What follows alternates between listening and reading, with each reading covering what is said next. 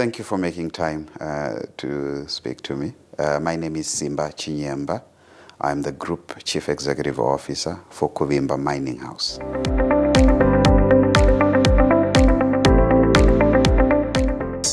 A lot has been said indeed, and we have tried to set the record straight on many occasions. Kuvimba Mining House is owned 65% by various entities that are controlled by the government of Zimbabwe. So one might say that 65% of Kuvimba is owned by the government of Zimbabwe. That 65%, as per the presidential decree via the statutory instrument recently that formed the Mutapa Investment Fund, is now going to be held under Mutapa Investment Fund.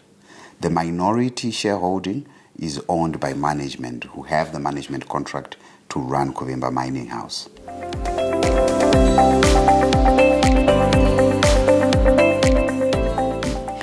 I have to be careful when I answer this question to you because we are still going through the process of finalizing the first phase of our exploration project at Sandawana, and there's still another phase to come. So far, our first phase, which is almost concluded, is indicating that we have discovered over 30 million tons of lithium. We expect to discover a lot more in the second phase, which has also just started. So, by all intents and purposes, we expect that Sandawana will be the largest lithium resource in Zimbabwe.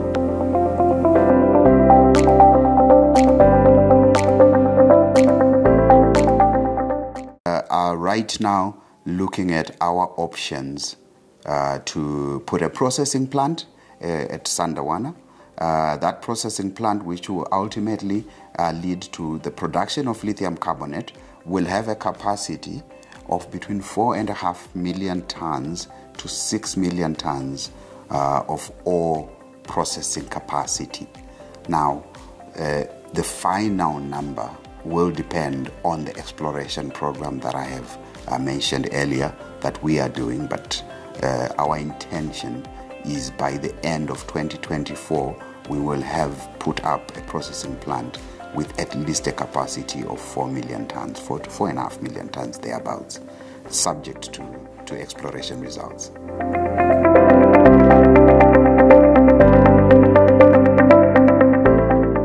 Naturally, one must consider global prices, especially in mining.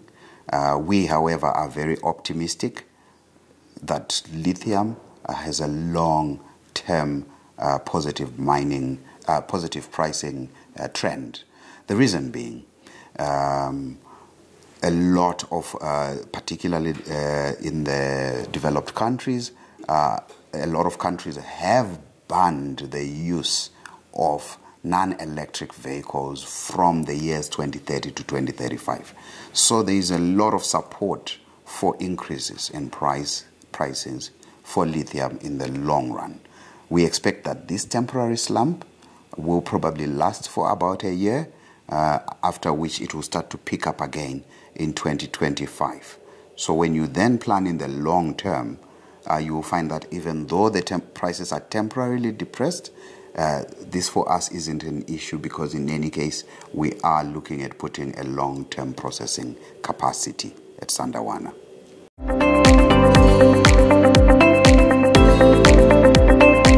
Firstly, I'm glad you rightly pointed out that they are illegal mining activities. So because of that, we have obviously engaged the authorities as one ought to do for any illegal activity. So we referred all these matters to the police, as we rightly should. But in addition to that, we've also tried to support the community around, because we do realize that some of the miners that we might call illegal miners at the moment are from the community that were looking for a livelihood. So Kuvimba Mining House started purchasing some of the ores that had been mined by these artisanal miners around January of this year. But the area has largely been cleared of illegal mining so that we can make way for proper formalized mining, which hopefully then benefits the community in a much better and safer way than allowing illegal miners inside our claims.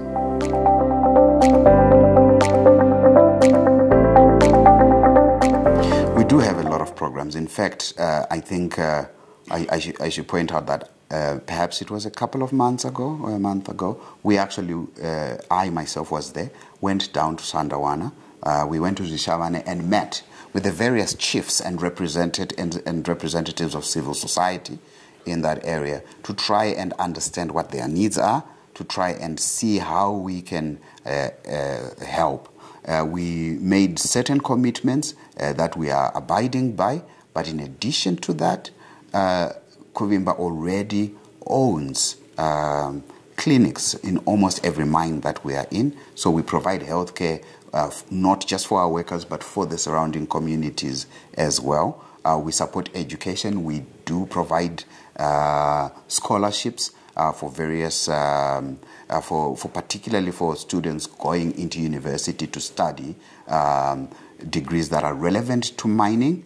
In addition to that, we also committed to providing support, education support for specifically for students from the surrounding areas where our mines are. Some of our mines, for example, Bindura, actually started schools that are some of the biggest schools within the towns that they operate in. We also have programs that help with empowerment, women empowerment. We have a target that I have set for every single entity that is within our group to employ a minimum number of 15% of women, which is a pretty high number for a mining company. As you can imagine, most people that work in mines are men.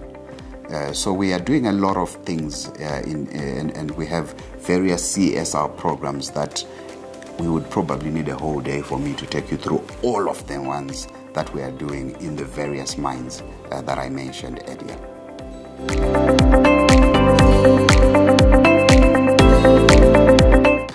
Well, the reality is that power is a huge problem, both for us and other players in the mining sector.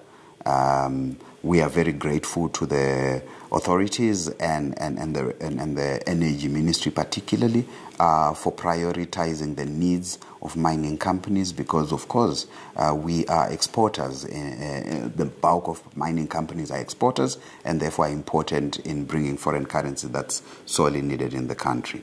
However, there is a lot more that can be done. The power situation had improved quite a bit, but we still have issues now and then. So outside of the power, the provision of power from outside our own company, as a company, we are also investing in alternative sources of energy.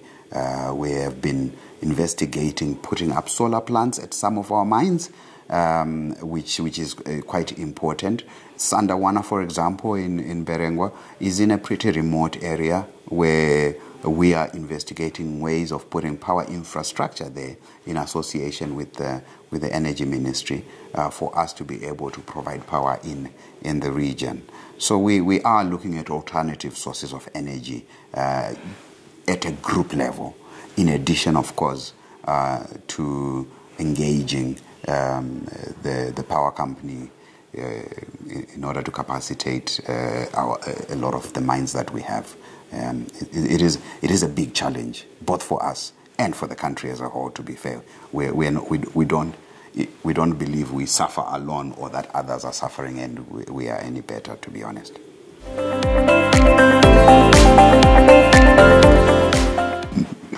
Yeah, it's a very interesting question. Our motto, of course, is beyond generations. Yeah, so intergenerational means that some of those benefits will actually fall on your great-grandchildren. Yes, so that's a long-term thinking. Kuvimba Mining House has only been around for just over 3 years. So some of the benefits are starting to come already, but don't expect to experience all the benefits. Leave some for your great-grandchildren. So I would say that a lot of the decision-making that we are doing at Kuvimba Mining House is aimed at creating an entity that is sustainable, that will contribute to the future of our country, to the improvement of livelihoods of our country. I can give you examples of things that today you can actually experience. The first one being, we now employ nearly 5,000 employees, up from 1,000 employees in the last 3 years. What does that mean? It means at the present moment, there are people that are earning money that were not earning it 3 years ago. That is a contribution already to families, to school, to various things that are important for the future generation. But in addition to that, we have turned around companies that had started to struggle or that were even closed in their communities. So it's not just a direct impact on the people that we employ and pay, but also an indirect impact on the communities around them. Because all of a sudden, the person that sells tomatoes by the street corner has a customer because someone is now earning money. So our contribution to intergenerational wealth is not just direct, but it is also indirect in terms of the benefits that come from having a vibrant community because people are going to work. So this is purely on the employment side. On the valuation side itself, the value of Kuvimba through a lot of our exploration programs and a lot of the work that we have done has increased by more than 3 times in the time we have taken it. And as I mentioned earlier, Kuvimba Mining House will be part of the Mutapa Investment Fund, whose aim is to invest funds for the future of our country. So just by virtue of that, the value that the people of Zimbabwe, that the future generations of Zimbabwe can expect of Kuvimba has already gone up through the activities that we have done.